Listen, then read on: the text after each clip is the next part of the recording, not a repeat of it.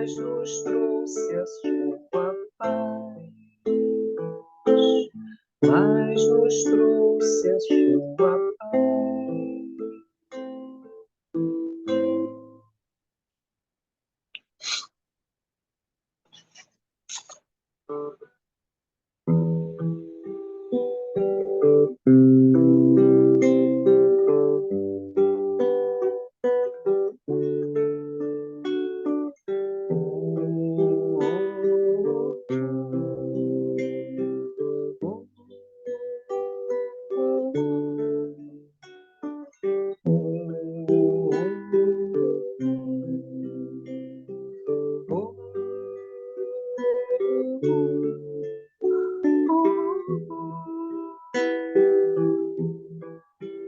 Me perguntam de onde vem esse olhar firme e seguro, quando tudo é desafio, quando tudo é tão escuro.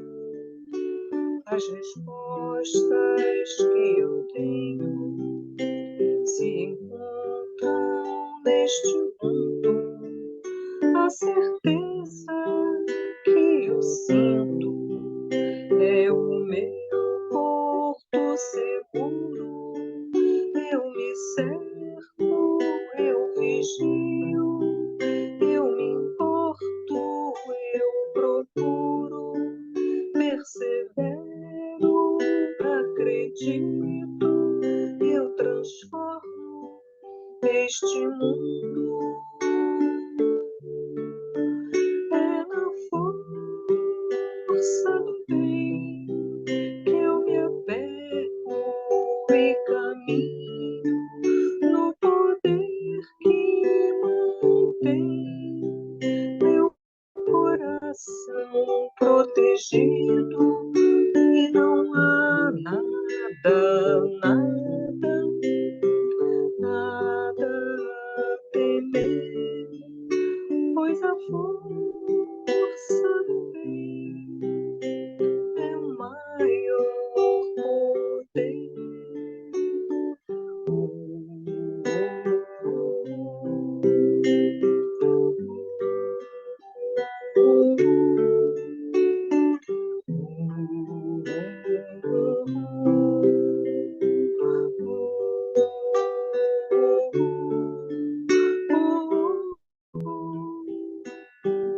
A força do bem.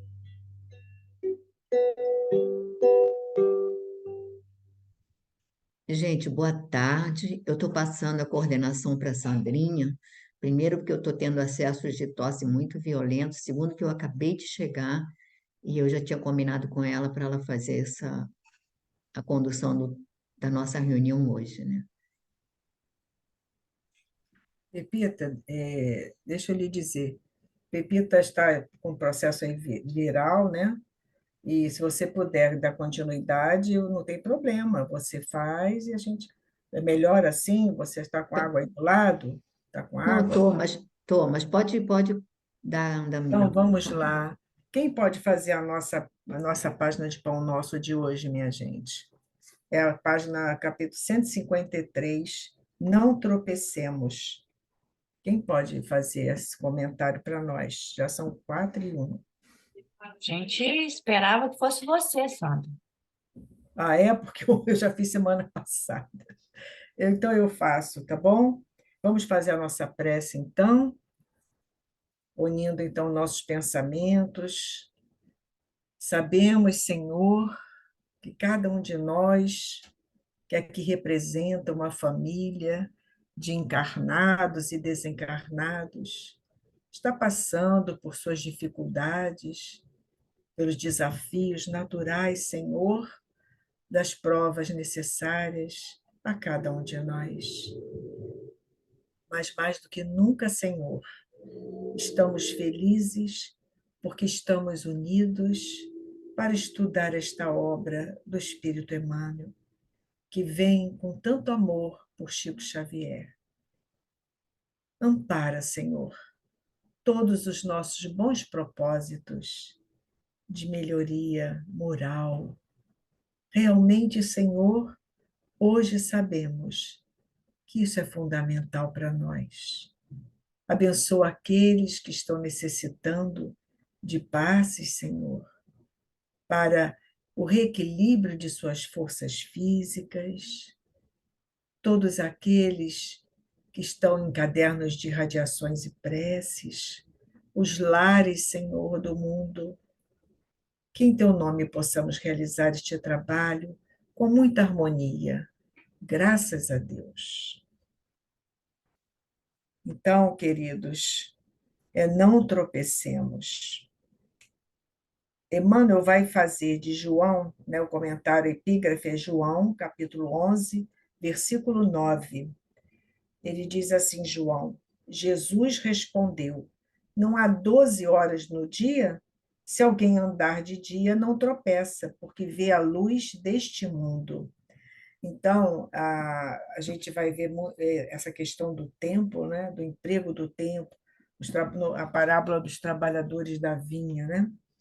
Então, diz Emmanuel assim: o conteúdo da interrogativa do mestre tem vasta significação para os discípulos da atualidade. Não há 12 horas no dia? Conscientemente, cada qual deveria inquirir de si mesmo em que estará aplicando tão grande cabedal de tempo. Fala-se com ênfase do problema de desempregados na época moderna. Entretanto, qualquer crise nesse sentido não resulta da carência de trabalho, e sim da ausência de boa vontade individual.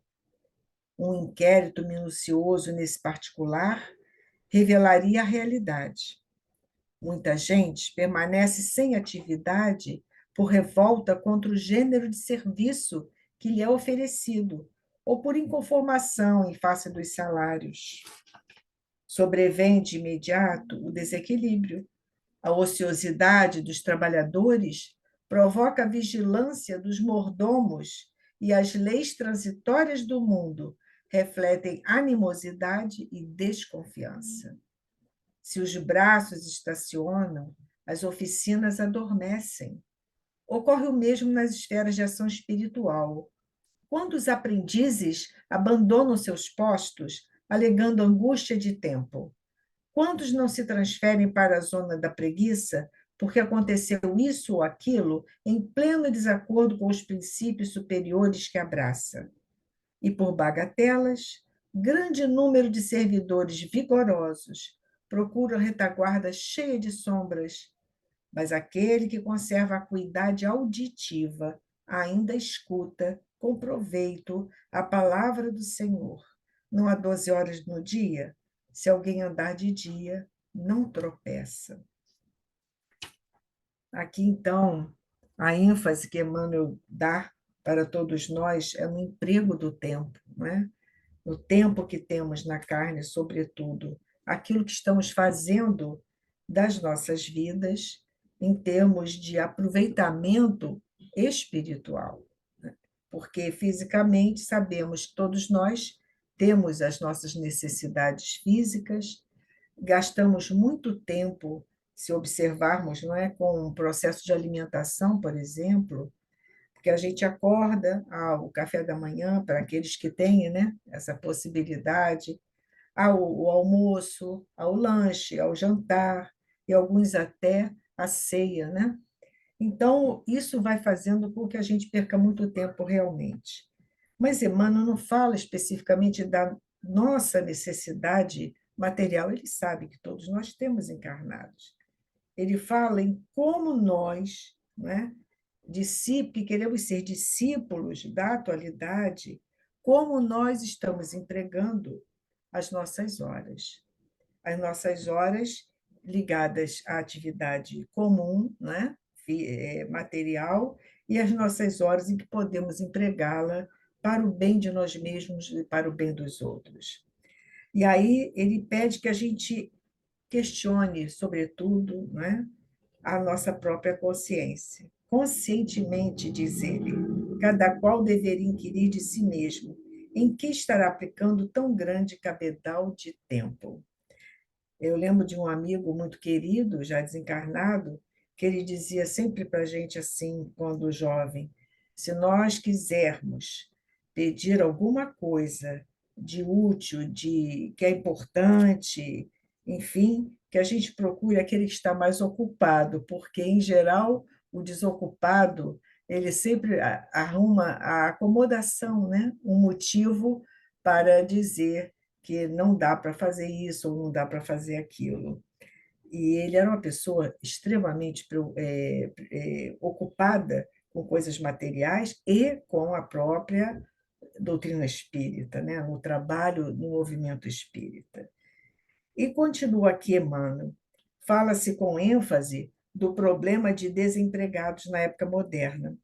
Aqui me causa assim, me causou, quando li, um estranhamento, mas Emmanuel sabe o que está falando. Entretanto, qualquer crise nesse sentido não resulta da carência de trabalho, esse trecho que me fez refletir, e sim da ausência de boa vontade individual. Emmanuel está falando nessa série Fonte Viva da questão do trabalho, né?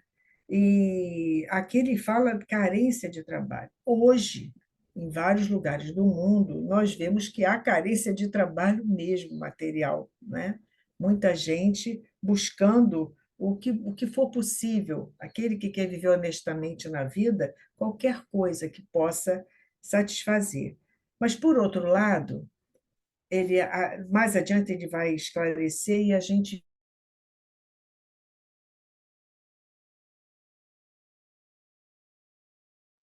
A Sandra congelou.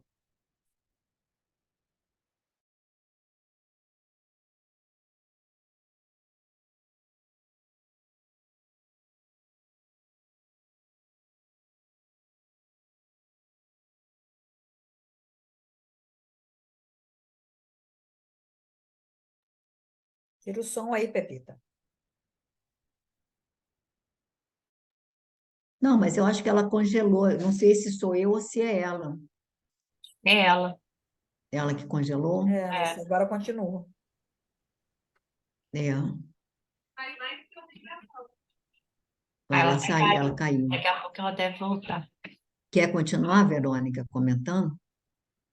Então, esse parágrafo que ela estava falando, eu não sei o que que ela iria falar, né? Que ela estava falando especificamente dessa carência de trabalho, que hoje em dia, em alguns lugares do mundo, ela falou que existe sim, mas sim em relação à ausência de boa vontade que está aqui, que realmente muitas das vezes existe, né? Eu não consigo ter uma exata noção para saber se é só a ausência de boa vontade hoje ou se são ambas as circunstâncias, né? Porque a gente É porque eu acho, Verônica, que ele está se referindo ao nosso critério de escolha de trabalho, não é? O que ele quer, eu acho que ele quer dizer que, olha, trabalho tem para todos, mas talvez não tenha a tarefa que você gostaria de fazer, porque nós temos aquela coisa de escolher. Eu só trabalho, tem gente que fica desempregado um tempão, porque só quer aquele trabalho que tem a ver com a condição, com a diplomação dele, enfim, não se submete a qualquer trabalho. E a gente vê essa questão muito bem abordada em nosso lar. Quando André Luiz, cheio de títulos, cheio disso, ele se sente o homem mais feliz do mundo quando ele vai limpar vômito, vai limpar resíduos, se torna serviçal no hospital. E aí ele fica muito mais feliz do que quando ele era o grande pesquisador, né? Eu acho que é isso. Não sei, Sandrinha voltou, ela pode concluir o Caiu de raciocínio repente dela. minha internet aqui, gente, fez um apagão aqui. Mas é isso mesmo que você está falando, né, Pepeta? Quantos de nós ainda ocorre isso? Há pouco tempo, o caso de uma menina que estava fazendo um estágio, precisando tanto daquele estágio, mas se achou muito sobrecarregada pelo chefe, né, do setor, recebendo notas, avaliações excelentes. Aí resolveu descascar tudo que queria em cima dele, ele dispensou e não houve jeito de voltar atrás, porque disse que faltou a ela essa capacidade de aprender a valorizar o que faz. Podia estar sendo explorada? Quantos são explorados, não é, gente? Nós sabemos. No entanto, o desenvolvimento da humildade na gente é fundamental para que a gente possa alcançar aquele nosso objetivo, né? E muitas vezes não é para alcançar grandes salários. Nós não, muitas vezes voltamos, mas não é para ganhar grandes salários. Sabemos bem nós, espíritas, que o planejamento reencarnatório nos faz assim, né? Então, ele chama atenção depois para a questão do desequilíbrio, que é natural, a ociosidade, que não vai promover coisa boa, não é? Só pode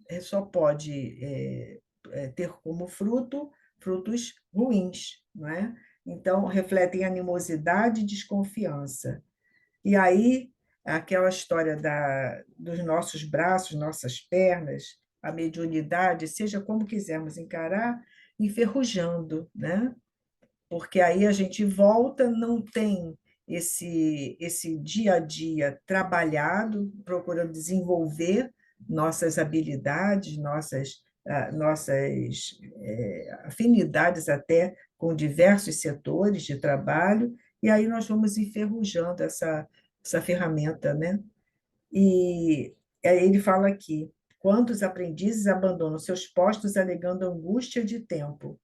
Aí são as nossas desculpas, né, costumeiras. O Humberto de Campos gosta muito de mostrar isso para a gente em vários artigos, vários contos dele, né? Então, não se transferem para a zona da preguiça porque aconteceu isso ou aquilo. Quantos, né? Em pleno desacordo com os princípios superiores que abraçam. Então, chama a nossa atenção a todos nós, né, espíritas, procurando ser cristãos, que nós não esqueçamos que há 12 horas no dia.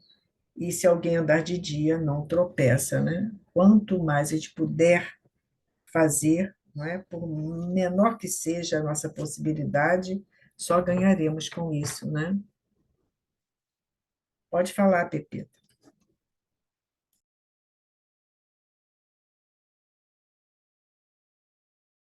Abre o som, Pepita, por favor.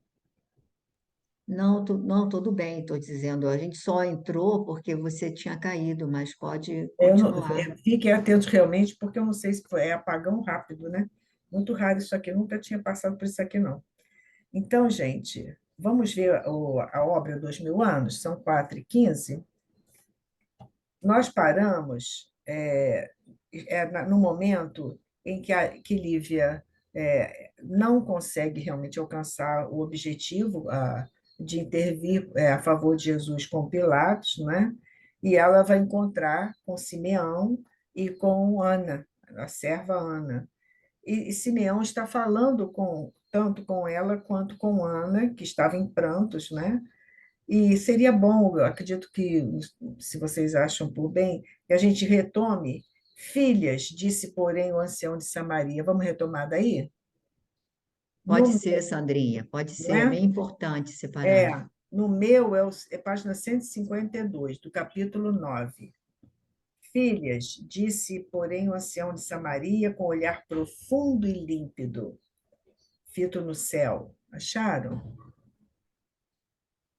Então, Verônica, pode começar, querida? Nossa,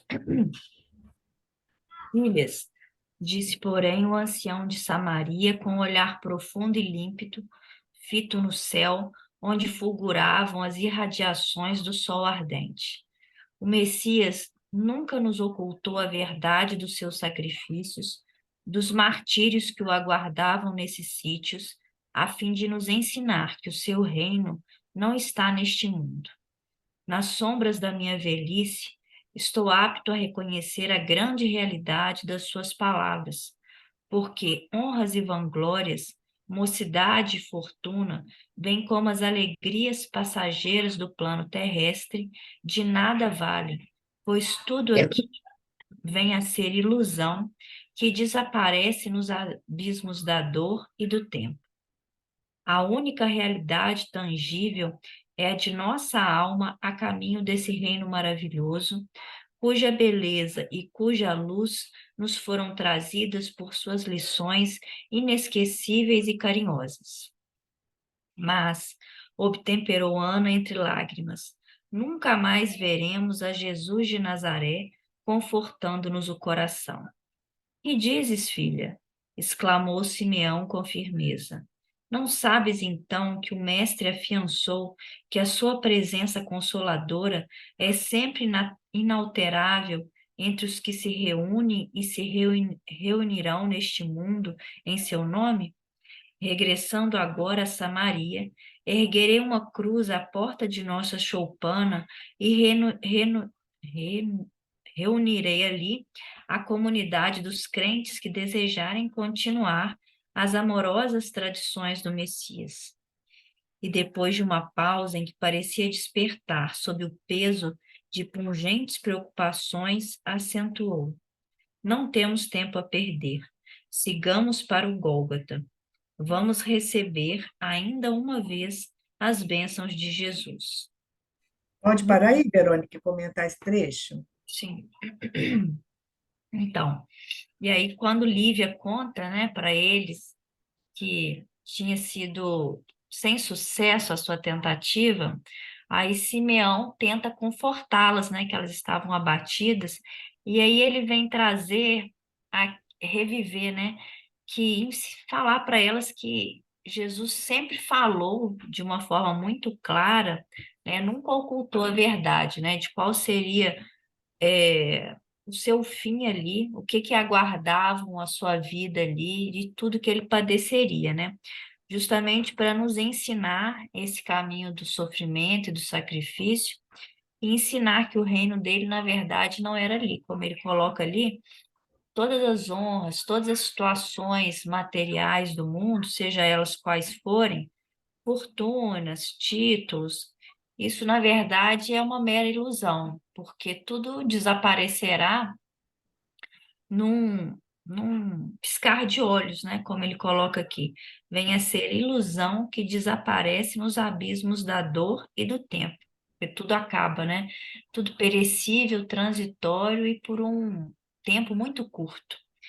Porque a única realidade realmente que é tangível e é eterna, que ele coloca aqui, é a nossa alma a caminho desse reino que não é material, né?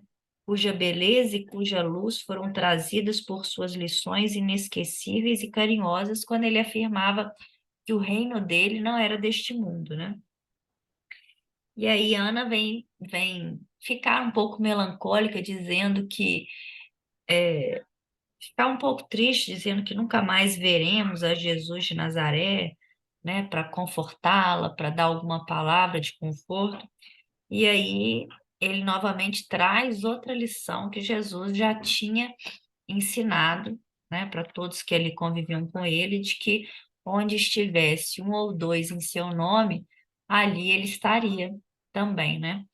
Aí por isso que ele fala que assim que ele voltasse a Samaria, ele colocaria uma cruz na porta de sua casa, né, para que todos pudessem saber que ali estava um dos seguidores do Messias, e ali se faria reuniões aos moldes que Jesus tinha ensinado, né, aquelas reuniões simples de estudos, de conversações, para reviver justamente aquelas lembranças e aqueles ensinamentos de Jesus. Então, eles convidam, né? Ele convida a Ana, e ali naquele momento livre, depois ela diz que não pode ir, mas convida as duas a, a seguir até o Gólgota para poder ter o último momento de bênção de Jesus ali, ainda, digamos assim, encarnado, né? Acho que é Muito isso. bom. Alguém mais queira falar? Alguém mais gostaria de colocar lembrando aí alguma frase importante para ser destacada? Eu lembrei de uma coisa que, estudando os evangelistas, sobre o meu reino não é deste mundo, né? Não sei se é João, qual deles, não estou lembrando, que diz: meu reino ainda não é deste mundo, né? Ainda, uso ainda. Ou seja, Nós viveremos um dia no nosso mundo, né? Um mundo de paz, de felicidade, de harmonia, mas a situação que temos hoje, a nossa situação como espíritos, não é?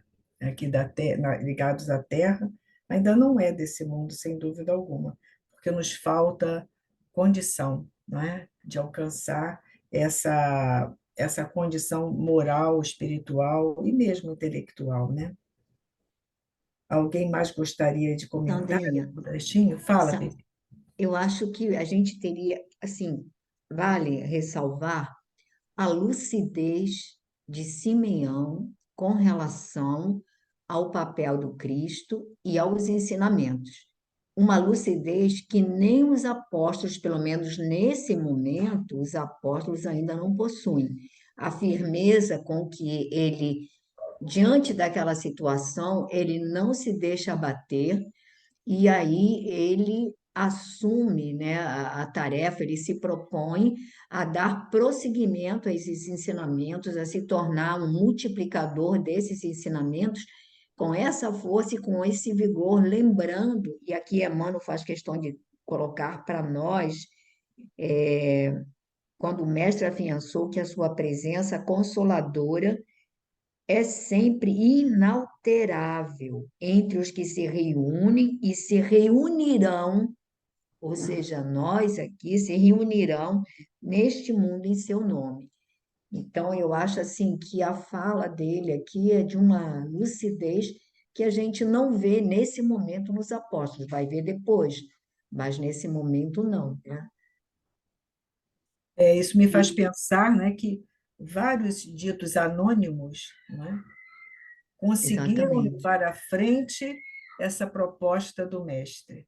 E aí a gente vê depois um Paulo, né, Saulo que se transforma em Paulo, mas quantos sustentaram, né, essa verdade do Cristo para que nós pudéssemos hoje estar aqui, né?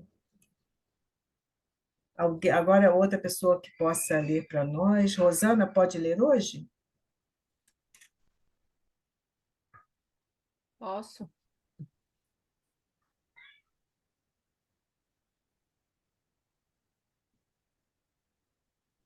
Muito grato, me senti, me seria acompanhá-los, retrucou Lívia, impressionada.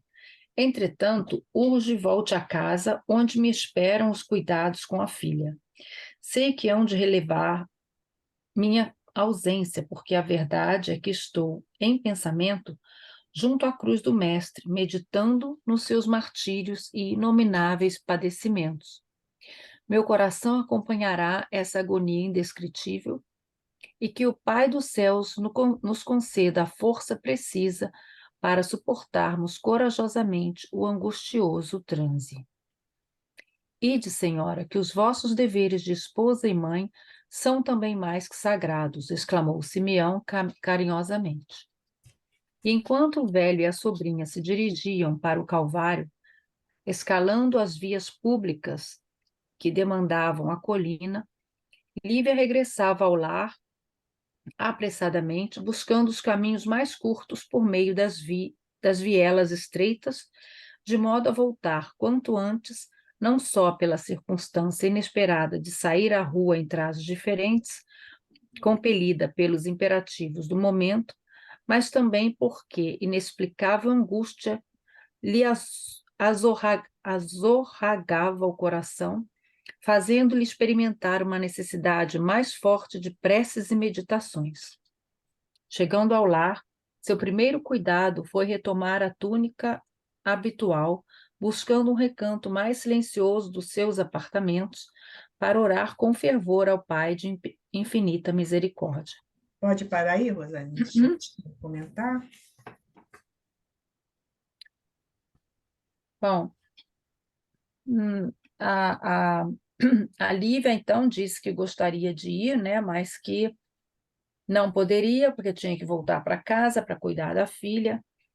E Simeão entendeu e disse que, né, os deveres de esposa e mãe também são sagrados, e ela voltou para casa enquanto eles foram em direção ao Calvário, né?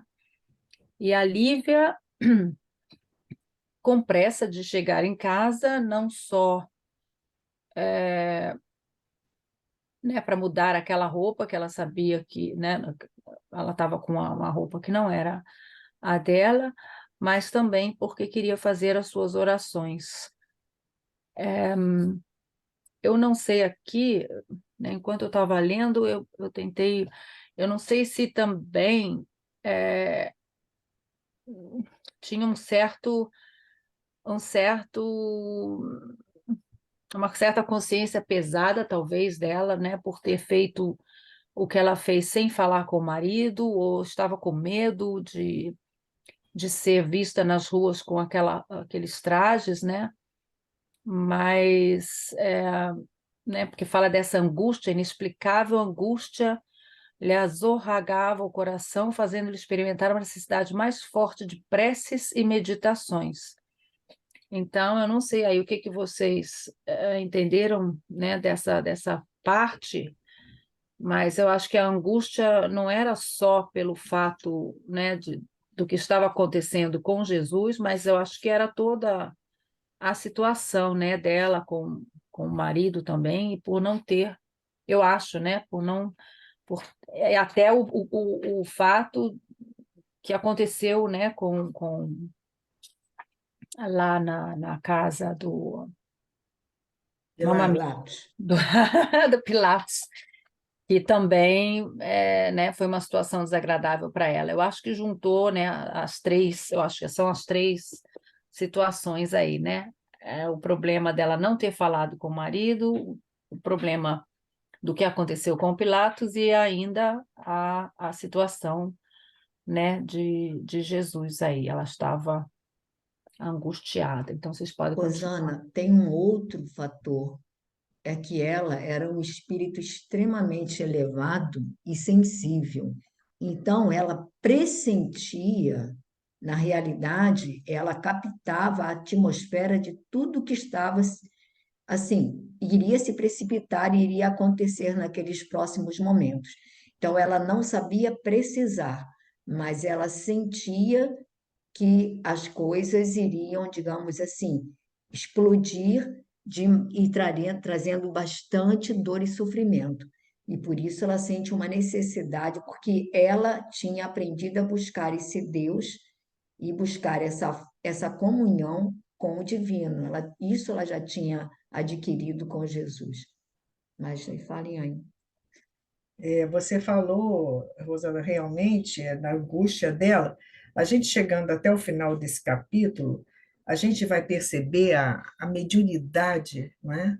Luminosa de Lívia, as condições de Lívia muito superiores à grande maioria, porque logo de início aqui, ela não irá ao Calvário realmente com a Ana e Simeão, mas ela diz: a verdade é que estou em pensamento junto à cruz do Mestre, meditando nos seus martírios e inomináveis padecimentos. Ou seja, já naquela época, esse espírito já estava em condições de estabelecer pelo pensamento essa corrente entre as almas, no caso aqui, plenamente ligada ao coração de Jesus. Quantos de nós temos a dificuldade, né? Quando a gente estuda o livro dos médiuns, a ênfase que Kardec dá, que a espiritualidade dá, a nós sabermos disciplinar o nosso pensamento. É pelo pensamento que tudo começa. Quanto Emmanuel tem trabalhado nisso, né? Pensamento e vida, mostrando justamente que ela aqui já está amadurecida espiritualmente para o encontro com o mestre. E realmente é um capítulo que é emocionante, que vai dar provas suficientes desta conquista espiritual de Lívia.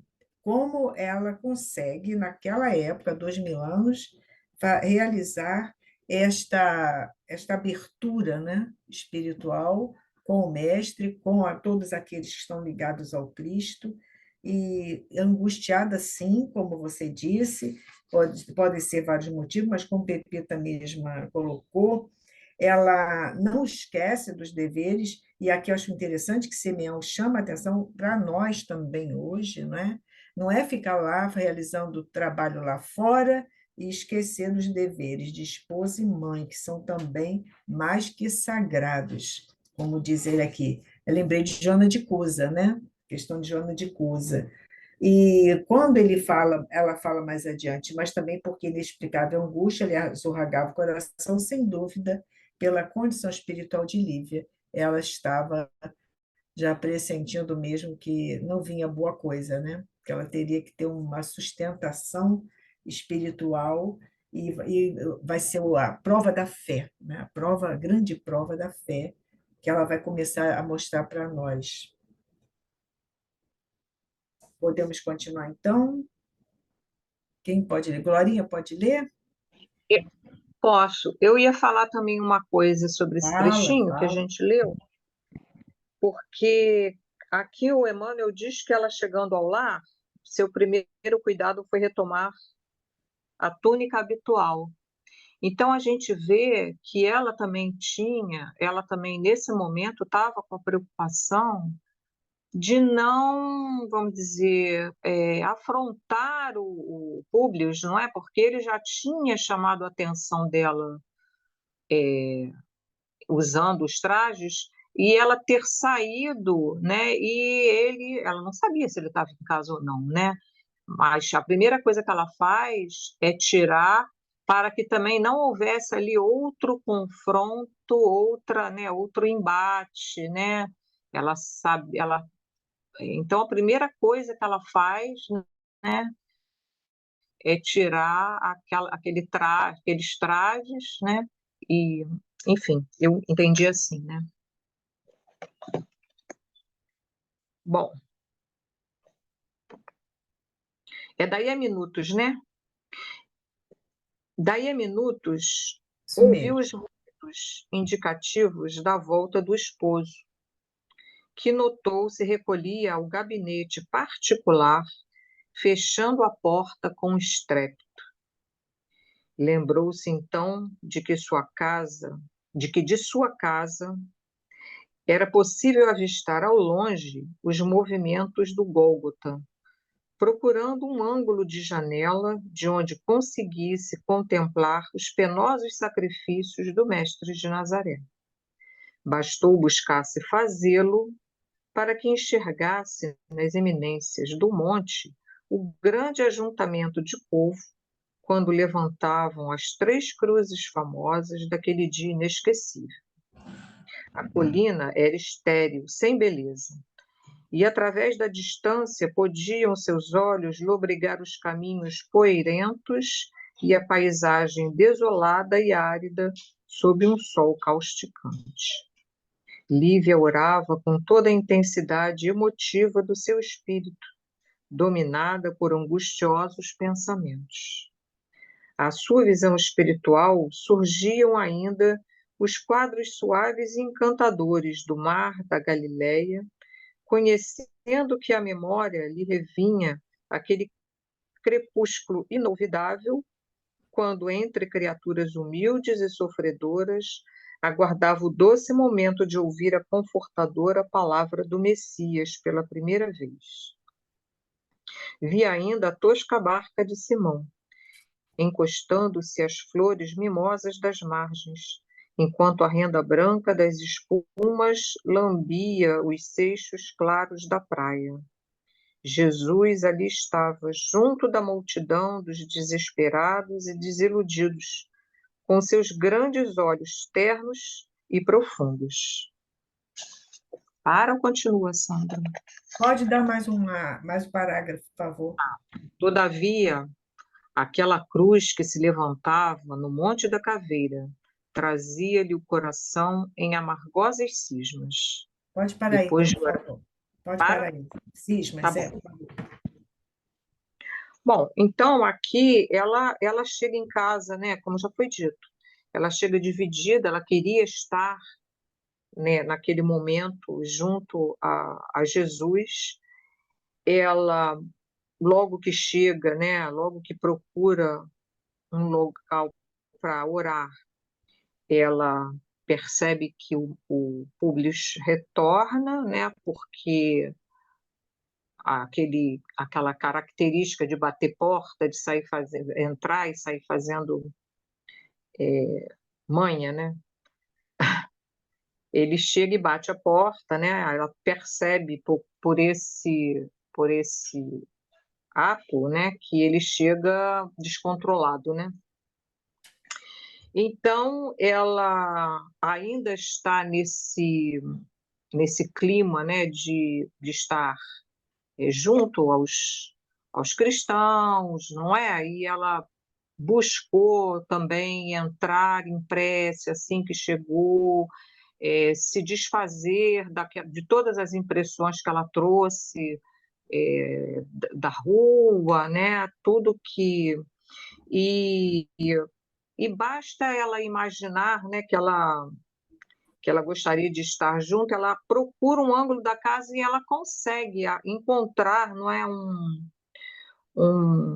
um ângulo, né, que ela vê, né, as pessoas, vê todo o movimento ali em torno das cruzes que vão sendo levantadas ali, né?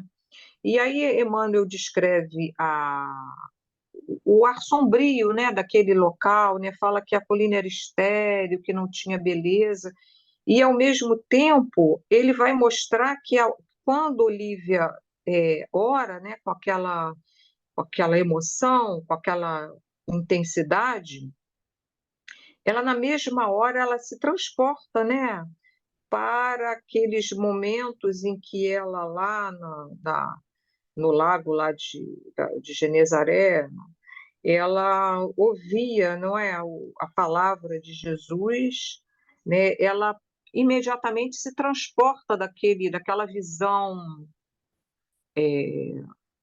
ruim, não é, daquela visão de sofrimento e traz para a sua mente o, a mensagem, né, o que Jesus falou, né? Porque é o que a gente fala, né?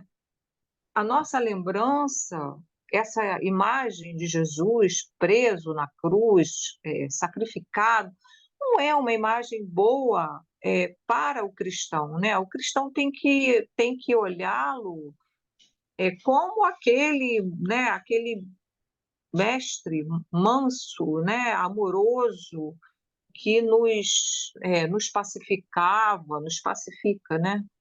É, enfim, eu acho que talvez o Emmanuel coloque isso até para nos chamar a atenção, né? Que o que importa é guardarmos mesmo essa imagem, né? De um mestre amoroso, de um mestre, enfim, que fala dos olhos dele, né? Dos olhos ternos e profundos, né?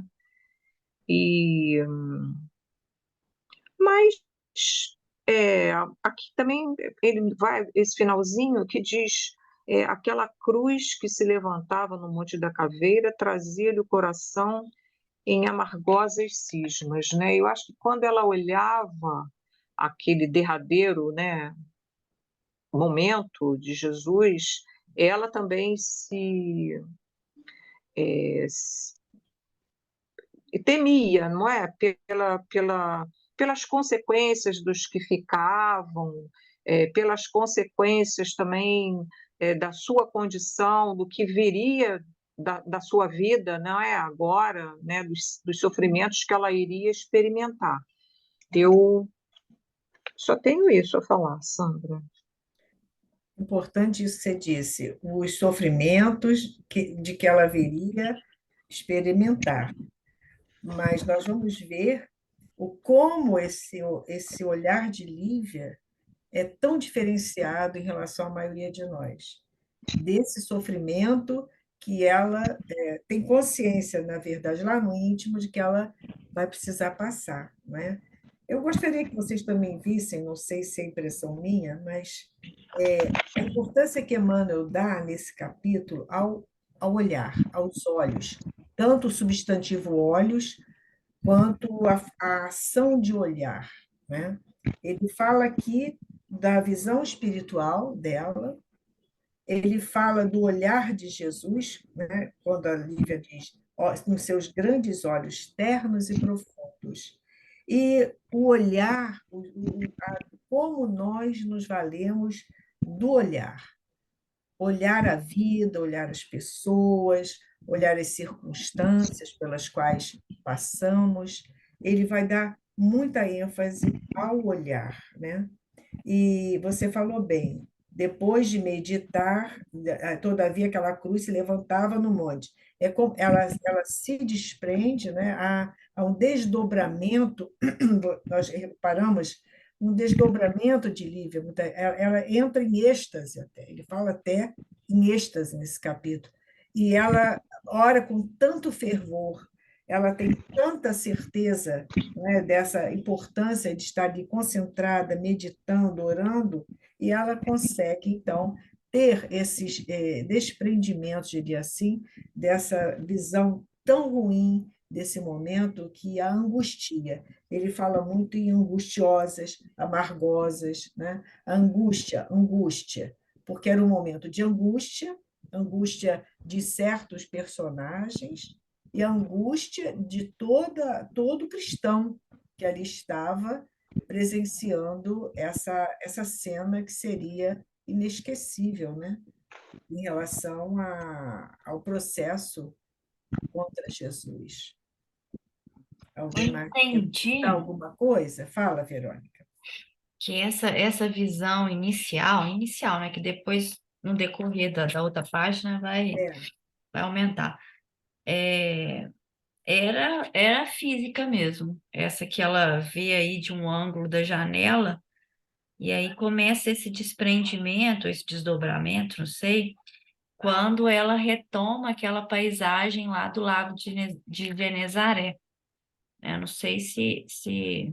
eu entendi, Verônica, que seria espiritualmente, porque senão Emmanuel não colocaria a sua visão espiritual. Ele colocaria simplesmente a sua visão, ela poderia perceber as três cruzes, poderia perceber o movimento no Gólgota, né? Mas ele faz questão de a sua visão espiritual. Ela é como se ela vai se desprendendo daquele clima tenso, sombrio, né? Para vislumbrar o quê? O positivo.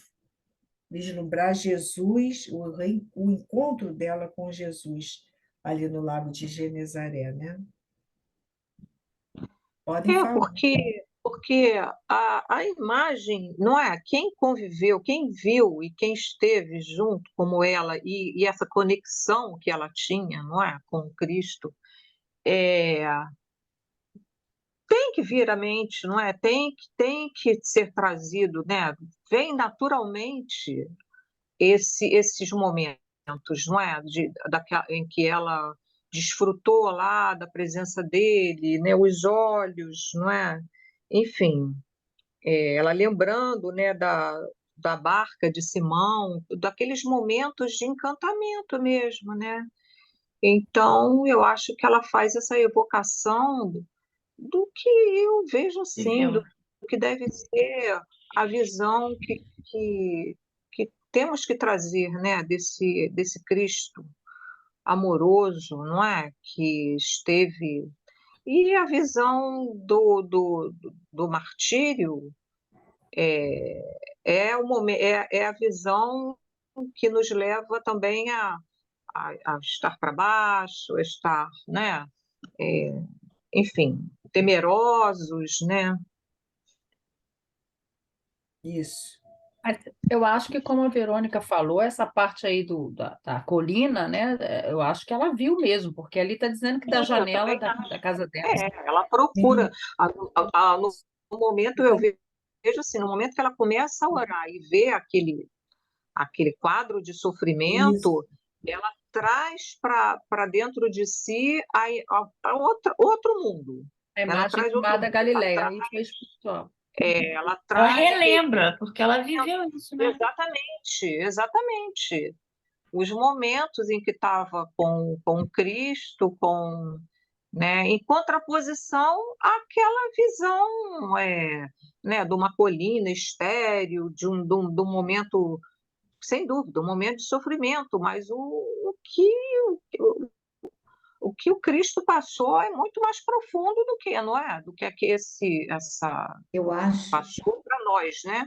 Nos deixou é muito maior do que esse final, né? Nós eu já acho que vamos o chegar aqui embaixo, né? desdobramento Fala, do fala, parágrafo. Fala, Sandrinha. fala O, você, des- filha. o desdobramento do parágrafo a seguir é que vai realmente mostrar essa clareza que ela alcança dentro daquele quadro de sofrimento, ela entra em êxtase.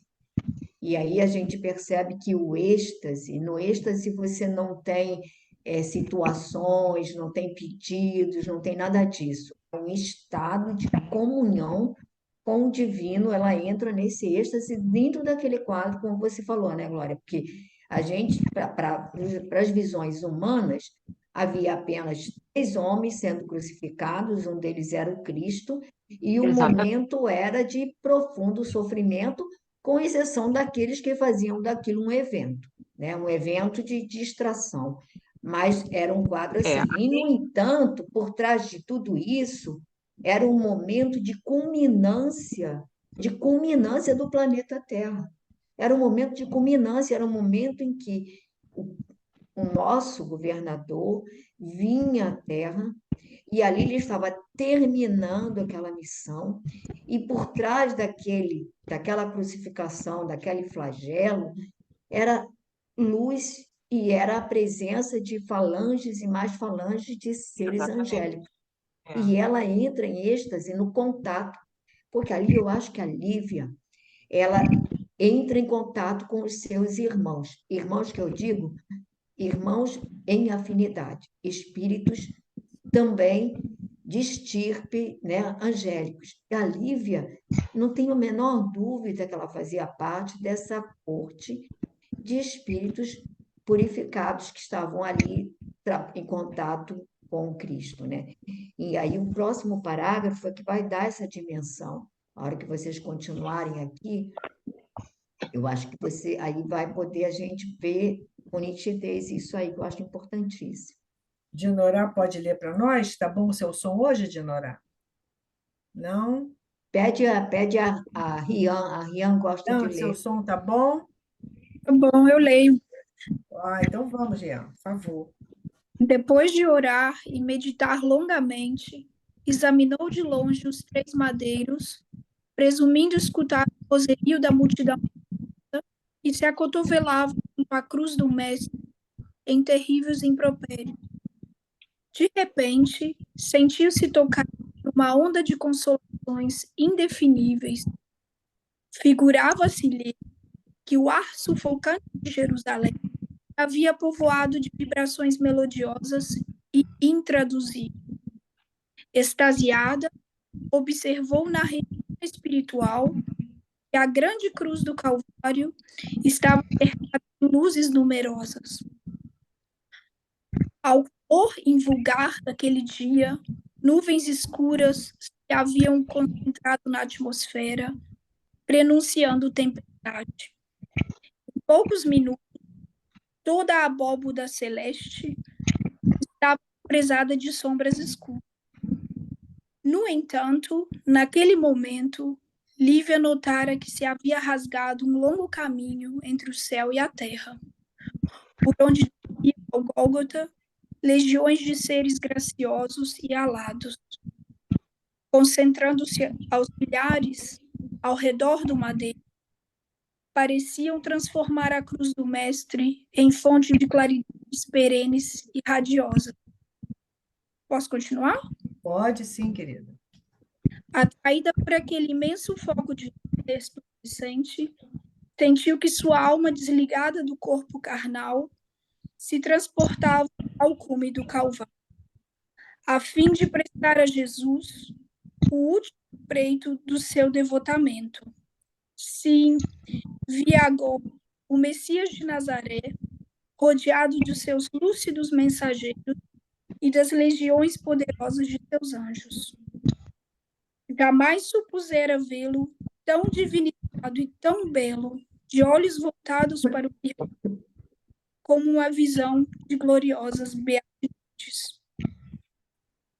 Ela o contemplou, por sua vez, tocada de sua maravilhosa luz, alheia a todos os rumores que a rodeavam, implorando-lhe fortaleza, resignação, esperança e misericórdia. Pode dar uma paradinha aí? Uhum. Pode comentar, Rian? Eu vou tentar. É interessante porque assim, ela estava orando e ela estava meditando, e ela, depois de meditar, ela percebeu de longe, né, as três cruzes, e ela começou a escutar a multidão luminosa que se acotovelava à cruz do mestre e fazia muito barulho. Mas, de repente, ela se sentiu tocada por tanta consolação, e mesmo com aquele ar sufocante de Nazaré, ela sentiu muita vibração melodiosa, muita vibração positiva. E ela ficou extasiada, ela estava em êxtase. E ela observou que na cruz do Calvário, a cruz estava cercada de luzes. E mesmo assim, né, naquele dia, né, da crucificação de Jesus, o céu estava escuro, né, estava uma tempestade, mas em poucos minutos toda aquela luz escura se transformou aquela luz escura não, toda aquela tempestade se transformou em luz, e parecia que tinha um caminho, né, que se tinha rasgado um caminho entre o céu e a terra, e com isso veio aquela legião, né, muitos anjos, muitos seres graciosos e com asas, né, e eles se concentraram assim em uma grande multidão ao lado da cruz de Jesus, e eles pareciam transformar a cruz de Jesus numa fonte de luz, uma fonte de luz infinita, uma luz cheia de energia. E ela sentiu também, através daquela luz toda, aquele foco de luz resplandecente, que a sua alma se desligava do corpo. E ela essa alma transportava ao Calvário, ela queria apoiar Jesus. Ela era devota de Jesus e ela queria dar o último, como se diz, uma última, um último devotamento para ele, né? E Jesus estava rodeado, né, de vários mensageiros, de vários anjos, e ela jamais supôs ver ele tão assim, tão lindo, tão divino, né? E peraí. E com uma visão assim tão gloriosa, né? tão beata.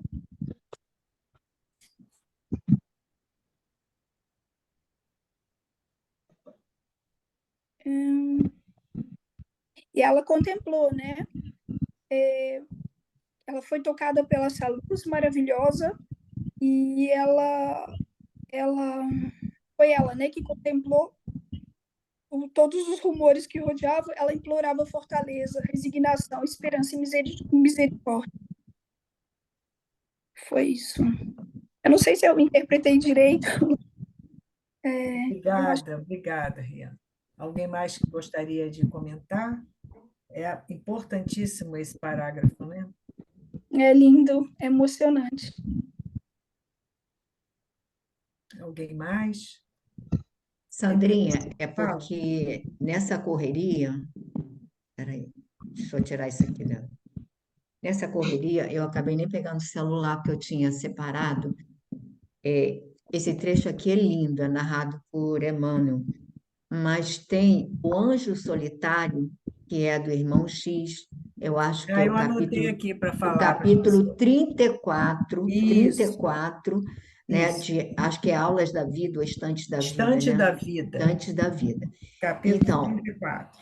ali vale a pena dar uma leitura para ver como é que o Irmão X, que é pequeno, é curto, esse Ele vai trechinho. corroborar, né, Pepita? Porque eu fui pegar. A primeira edição de Há 2000 anos foi em 1939. 30 anos depois, Chico vai trazer para nós o Estante da Vida, em 1969, né? E o irmão X vai nos brindar, na verdade, com esse capítulo 34, que é o Anjo Solitário, justamente ligado a essa parte aqui de Emmanuel, né? Aquilo tudo que você já falou e que as outras pessoas do grupo falaram. A gente vai adentrando, vamos dizer assim, na capacidade desse espírito que é Lívia de se ligar justamente àquela esfera crística, né? A esfera daqueles anjos que vêm dar consolação, que vêm justamente trazer luz. E esse contraste, sombra-luz, né? Sombra-luz, dá justamente a gente lembra do que a espiritualidade vem nos dizendo. Quantas vezes estamos passando por momentos dificílimos na carne, aí você diz, é um momento de sombra, mas ao mesmo tempo é um momento de uma revitalização das nossas forças morais e espirituais. Quando eles chegam para nos auxiliar, para nos orientar. Então, aos olhos do mundo, que momento difícil, que momento inexplicável. No entanto, aqui, olhando, e ele faz esse contraste, né? O momento da tempestade que vai desabar, né? Na cidade, ao mesmo tempo, Jesus vai para a sua ascensão, né? Depois, mais tarde, né? E justamente envolvido em luz, envolvido por toda essa equipe espiritual dos seus prepostos, né? Eu E fiquei aqui pensando, é claro também, né, desligada do corpo carnal, quer dizer, ela consegue esse processo de êxtase bem avançado, né? Bem avançado. Fala, Verônica. não, é só porque eu fiquei pensando como que Jesus deve ter atendido a numerosas pessoas, igual aqui a gente está com o holofote em Lívia, né? Então a gente está tendo notícia desse encontro com Lívia, a gente teve notícias por Humberto de Campos, do encontro dele nesse momento com outras pessoas, mas temos poucos, né? Mas como Jesus deve ter atendido neste momento a numerosos corações que com ele realmente se hermanavam, né? Que o amava e como deve ter sido, né? Assim, lindo, né? Essa experiência, linda, né? É verdade. O que me chamou a atenção, não sei se chamou a atenção de vocês, nesse último parágrafo que a Rian leu, o que a Lívia vai rogar? Imagina a gente chegando assim, frente a frente com Jesus, frente a frente com um Chico, vamos dizer, no nosso mundo, ou com um médium que você confia muito, né? O que você vai pedir? Então, ela roga. Ela não roga nada, na verdade, de material. Ela roga fortaleza, resignação, esperança e misericórdia, né? São os 4 pontos, são as virtudes, né? Na verdade, as grandes virtudes da nossa alma: fortaleza, resignação, esperança e misericórdia. Ou seja, ela estará daqui para frente, ela pede isso porque ela sabe que ela vai viver ainda na carne, mas ela não é ligada a esse mundo material. Ela é um espírito que já está em outro nível, não é? De aprendizado, de felicidade mesmo, de harmonia espiritual. Então, não é fácil. Ela roga a fortaleza para enfrentar as dificuldades, a resignação para aceitar aquilo que virá, a esperança para nunca desistir e a misericórdia para nem pensar em perdoar, né? A aceitação plena do que venha para poder auxiliar aqueles a quem ela ama. E não, ela não pensa nela. Em nenhum momento ela está pensando nela, ela está pensando em se fortalecer para auxiliar, se fortalecer para fazer jus a essa verdade que ela encontra em Jesus, né? Sandrinha, a gente tem que lembrar que, imagina ela estando com Jesus e ela era uma mãe amorosa. Em momento algum, ela pede, Senhor, onde procurar meu filho? Como está meu filho? Em momento nenhum. Aí ela está em crise gravíssima com o marido, ela não pede ajuda-me, né? Toca o coração Justo. do fulano, ela não pede que nada seja mudado. Quer dizer, a compreensão dela, o entendimento, quando ela encontra o mestre, ela não pede absolutamente nada, tamanho assim, o entendimento do que lhe cabia. Então, seria assim, seria redundante perguntar a Jesus pelo filho, pelo marido, não é? Quem de nós não perguntaria, gente? Pois é, Senhor, isso que eu fiquei pensando. aonde? Quem de nós não perguntaria onde está o meu filho, Senhor?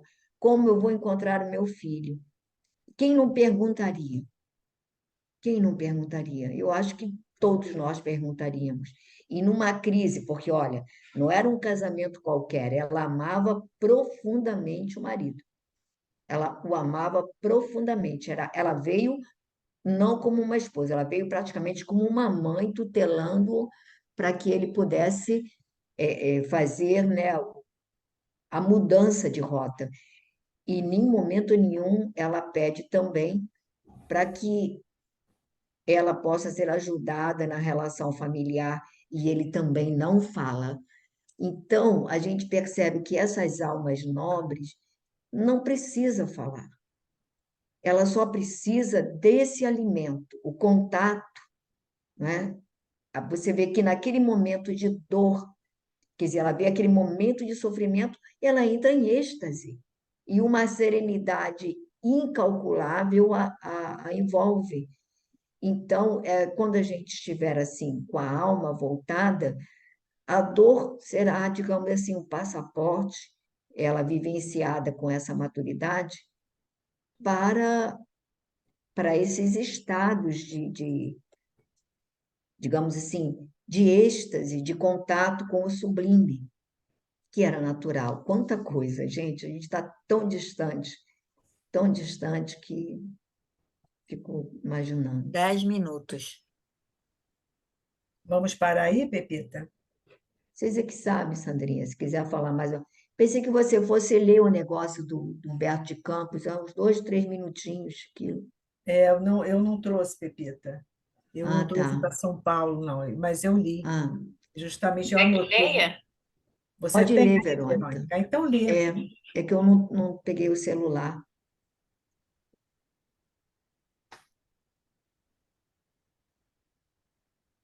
Então vamos parar aí nesse misericórdia, gente, que depois a gente vai retomar, porque Hum. ele vai continuar dando ênfase a isso, né? Lê tudo? Ai, pequenininho. É É pequeno. pequenininho, é pequenininho. É só esse trecho mesmo. Tá. O anjo solitário. Enquanto o mestre agonizava na cruz, rasgou-se o céu em Jerusalém e entidades angélicas, em grupos extensos, desceram sobre o Calvário doloroso. Na poeira escura do chão, a maldade e a ignorância expeliam trevas demasiadamente compactas para que alguém pudesse divisar as manifestações sublimes. Fios de claridade indefinível passaram a ligar o madeiro ao firmamento, embora a tempestade se anunciasse à distância.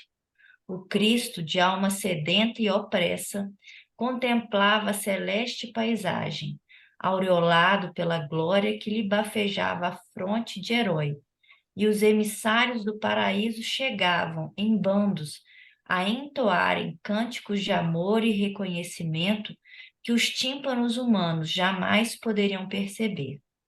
Os anjos da ternura rodearam-lhe o peito ferido, como a lhe insuflarem energias novas.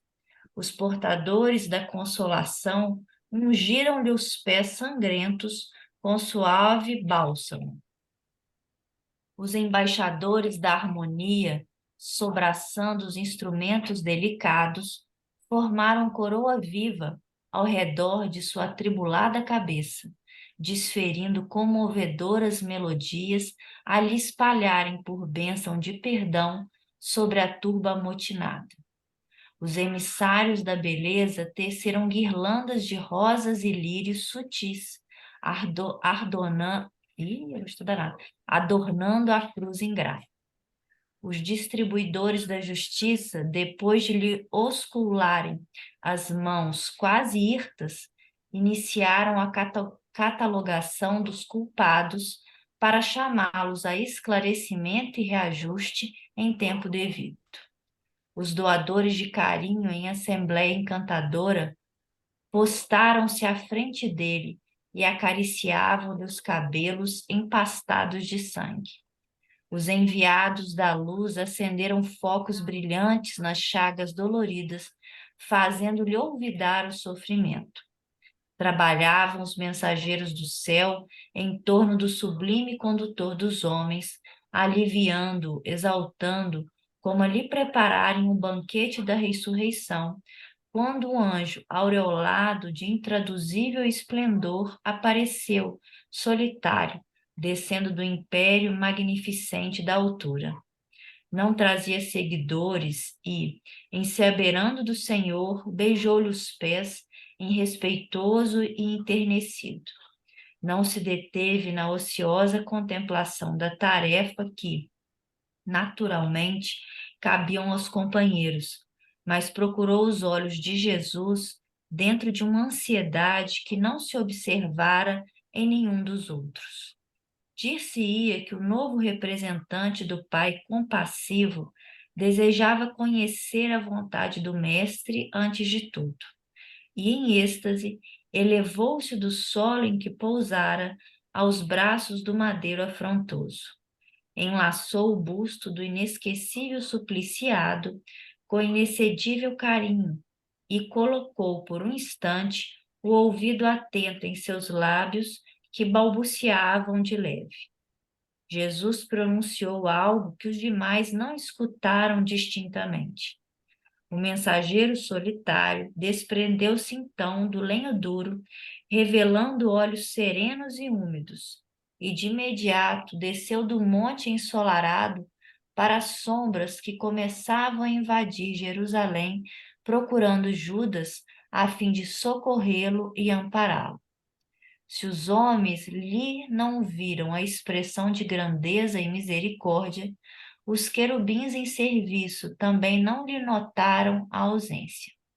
Mas, suspenso no martírio, Jesus contemplava-o confiante, acompanhando-lhe a excelsa missão em silêncio. Esse era o anjo divino da caridade.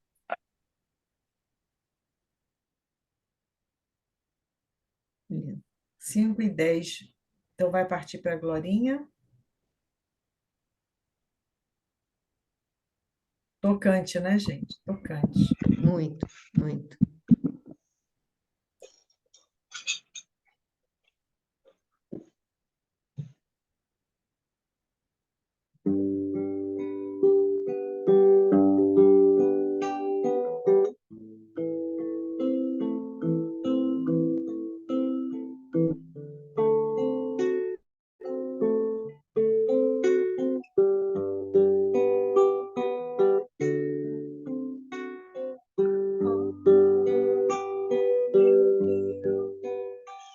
Soberano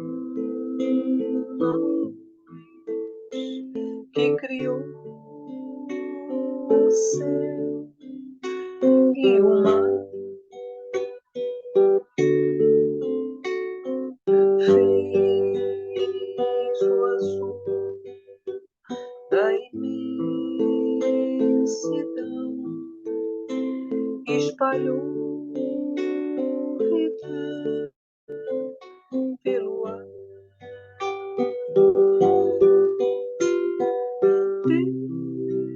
Deus de amor, nosso Criador, infinito em perfeição.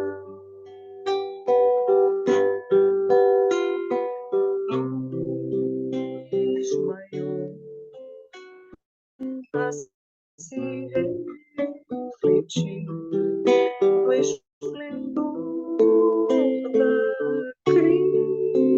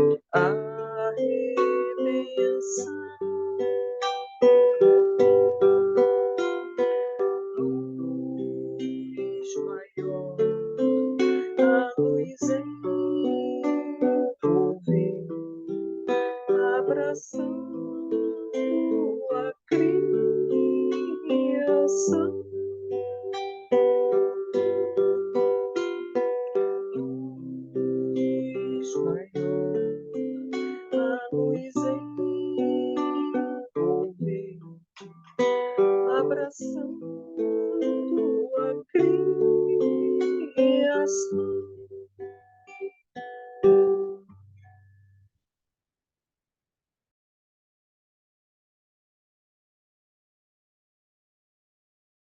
Pepita, pode fazer a prece então, querida?